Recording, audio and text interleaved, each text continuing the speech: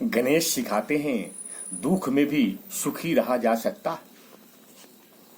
गणेश चतुर्दशी का पर्व आते ही वातावरण में एक विशेष ऊर्जा फैल जाती है। यदि इस उत्सव को केवल शोभा और उत्साह के स्तर पर देखें तो इसका आधा ही अर्थ समझ पाएंगे। असल में गणपति केवल उत्सव के देवता नहीं, यह जीवन के सूक्ष्म रहस्यों के उपदेशक है।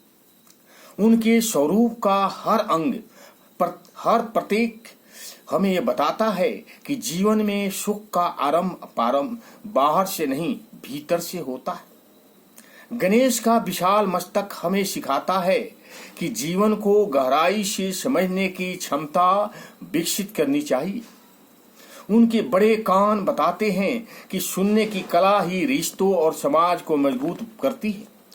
आज की आपाधापी में जहां हर कोई बोलना चाहता है, वहां सुनने वाला व्यक्ति दुर्लभ हो गया है, और वही दुर्बलता तनाव और संघर्षों का कारण है। यदि हम सचेत होकर अधिक सुनना और कम बोलना सीखे तो न केवल संबंधों में मधुरता आएगी बल्कि आसपास अच्छा होगा, मन में भी शांति और संतोष गहराने लगेगी। उनकी सूंड का लचीलापन जीवन की सबसे बड़ी साधना है। हर परिस्थिति की सीधा नहीं किया जा सकता, कभी कभी हमें ही स्वयं को मोड़ना पड़ता है। यही अनुकूलन क्षमता व्यक्ति को कठिन समय में भी सुख का अनुभव कराती है। गणेश का गोल पोएट यह स्मरण कराता है कि धारणशीलता, सहीनता और उदारता ही आंतरिक आनंद का स्रोत है। बाहरी उपलब्धियों तत्कालिक सुख दे सकती है, पर अस्थायी सुख केवल तब मिलता है जब भीतर का मन प्रसन्न और ग्रहणशील हो।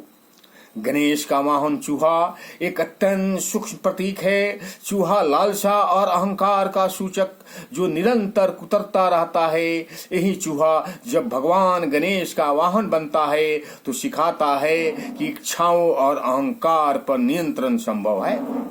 जीवन का संतुलन तभी स्थित होता है जब मनुष्य अपनी आकांक्षाओं को अपने विवेक के अधीन कर ले। यही साधना हमें यह गहन आनंद तक ले जाती है जो परिस्थितियों से परे है। खुशियों का श्री गणेश करने के लिए हमें 3 सरल उपाय याद रखना चाहिए।